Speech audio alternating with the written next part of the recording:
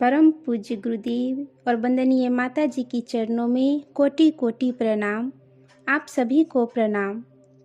आइए आज हम सभी जानते हैं गायत्री की मूर्तिमान प्रतिमा यज्ञोपवीत एवं शिखा का क्या संबंध है।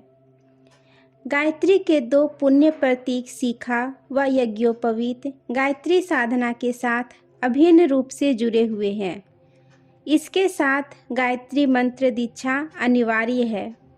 इस विषय में द्विजता अर्थात दूसरे जन्म की महत्वपूर्ण अवधारणा जुड़ी हुई है।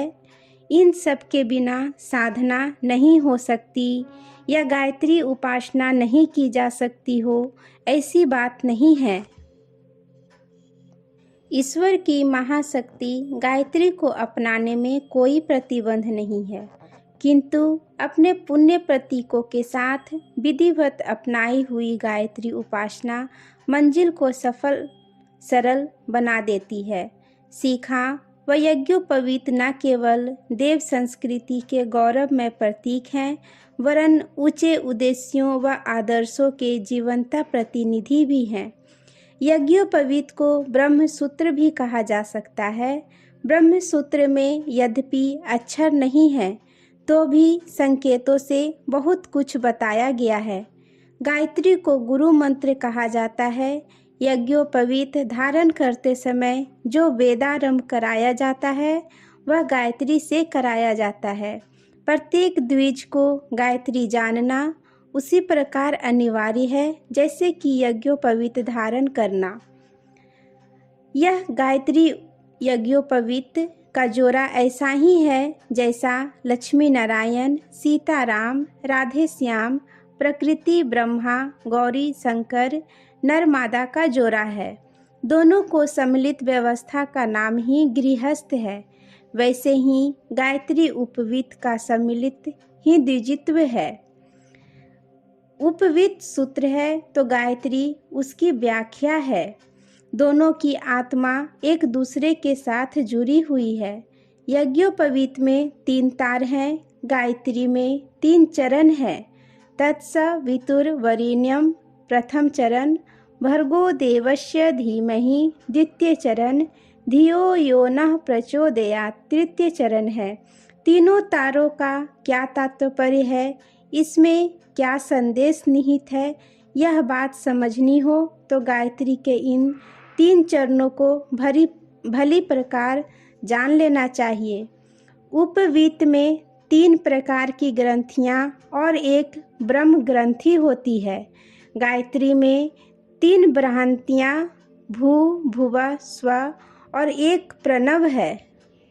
गायत्री के आरंभ में ओमकार और भूर्भुवः स्वः का जो तात्पर्य है, उसी यज्ञोपवीत की 3 ग्रंथियाँ संकेत करती है। उन्हें समझने वाला जान सकता है कि यह 4 गांठें मनुष्य जाति के लिए क्या क्या संदेश देती है। इस महाविज्ञान को सरलतापूर्वक हृदय गमन करने के लिए इन्हें 4 भागों में विभक्त कर सकते हैं। पहला प्रणव। प्रणव तथा तीनों भ्रांतियाँ अर्थात यज्ञोपवीत की 4 ग्रंथियाँ। दूसरा गायत्री का प्रथम चरण अर्थात यज्ञोपवीत की प्रथम लर। तीसरा द्वितीय चरण अर्थात द्वितीय लर। चौथा तृतीय चरण अर्थात तृतीय लर। आइए अब इन पर विचार करें। प्रथम प्रणव।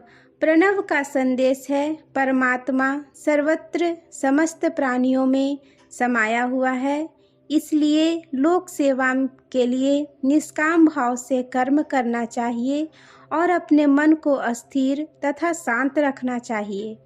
भू। दूसरा भू का तत्व ज्ञान है। शरीर अस्थायी औजार मात्र है, इसलिए उस पर अत्यधिक आसक्त न होकर आत्मबल बढ़ाने का श्रेष्ठ मार्ग का सत्कर्मों का आश्रय ग्रहण करना चाहिए। तीसरा भुव। भुव का तात्पर्य है पापों के विरुद्ध रहने वाला मनुष्य देवत्व को प्राप्त करता है। जो पवित्र आदर्शों और साधनों को अपनाता है वही बुद्धिमान है। स्व। चौथा स्व की प्रतिध्वनि यह है, विवेक द्वारा शुद्ध बुद्धि से सत्य जानने, संयम और त्याग की नीति का आचरण करने के लिए अपने को तथा दूसरे को प्रेरणा देनी चाहिए। यह चतुर्मुखी नीति यज्ञोपवीतधारी की होती है। इन सब का सारांश यह है कि उचित मार्ग से अपनी शक्तियों को बढ़ाओ और अंतःकरण को उदार रखते हुए अपनी शक्तियों का अधिकांश भाग जनहित के लिए लगाए रहो। इसी कल्याणकारी नीति पर चलने से मनुष्य वैशिष्ट रूप से तथा समस्त संसार में समष्टि रूप से सुख शांति प्राप्त कर सकता है। यज्ञोपवीत गायत्री की मूर्तिमान प्रतिमा है। उसका जो संदेश मनुष्य जाति के लिए है, उसके अतिरिक्त और कोई मार्ग ऐसा नहीं जिसमें व्यक्तित्व तथा सामाजिक सुख शांति स्थिर रह सके। गायत्री गीता के अनुसार यज्ञोपवीत के 9 तार जिन 9 गुणों को धारण करने का आदेश करते हैं, वे इतने महत्वपूर्ण हैं कि 9 रत्नों की तुलना में इन गुणों की महिमा अधिक है।